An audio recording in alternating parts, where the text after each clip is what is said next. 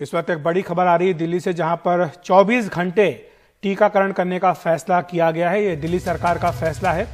टीकाकरण की गति को बढ़ाने के लिए यह फैसला किया गया है। आपको बता दें कि 1/3 केंद्र जहां पर टीकाकरण होता है वो रात 9 बजे से सुबह 9 बजे तक भी खुले रहेंगे और रात में भी आप जाकर टीके लगवा सकते हैं।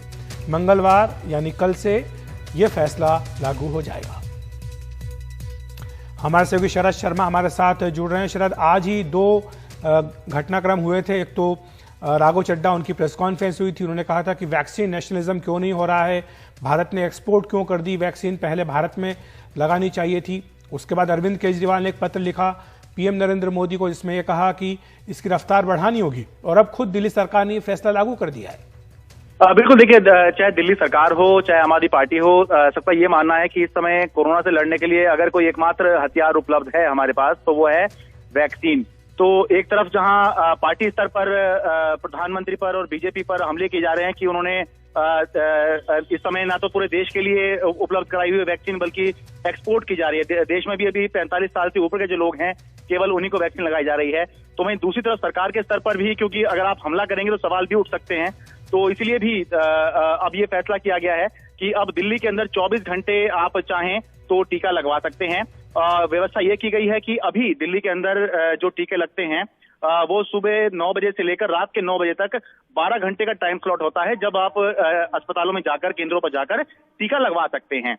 लेकिन अब ये भी कर दिया गया है कि दिल्ली सरकार के जो वैक्सीनेशन सेंटर हैं उनमें से कम 1/3 वैक्सीनेशन सेंटर में ये सुविधा दी जाएगी कि रात के 9 बजे से लेकर सुबह के 9 बजे, यानी कि एक 24 घंटे का चक्कर पूरा हो जाएगा कि पहले रात के 9 बजे तक टीके लगते थे, और रात के 9 बजे से भी लेकर और सुबह के 9 बजे तक अगर आप चाहते हैं, अगर आपकी ड्यूटी कुछ इस तरह की आपको समय नहीं मिल पाता, तो आप रात के 9 बजे भी जाकर जो है टीका लगवा सकते हैं। ये ध्यान रखना जरूरी है कि मुख्यमंत्री अरविंद केजरीवाल ने यह भी कहा था कि हमें युद्ध स्तर पर टीके लगाने होंगे, और इसलिए ये जो बाध्यता है कि आप जो नॉन मेडिकल फैसिलिटी है, जैसे कि केवल अस्पतालों में ही टीके लग सकते हैं, इसकी बजाय आप इजाजत दें कि स्कूल और जो कम्युनिटी सेंटर है वहां पर भी कैंप लगाकर टीका लगाने की इजाजत दी जाए। तो जब तक वो इजाजत केंद्र सरकार से नहीं मिल रही है कुछ कारणों से, कारण ये है कि सरकार चाहती है कि जिसको टीका लगता है उसको ऑब्जर्व किया जाए कि कहीं कोई रिएक्शन तो नहीं हो रहा।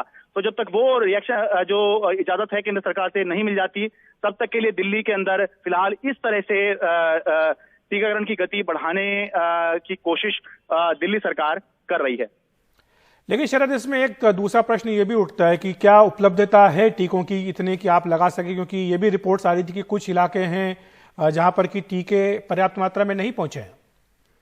देखिए, अभी तक जहां तक दिल्ली सरकार की बात है, दिल्ली सरकार की तरफ से ये बात कहीं तक नहीं आई है। लगभग 15-16 लाख टीके दिल्ली के अंदर लग चुके हैं, लेकिन अभी तक, और देश में 8 करोड़ टीके लग चुके हैं, लेकिन दिल्ली के अंदर अभी तक ये बात नहीं आई है कहीं से कि टीकों की कमी है।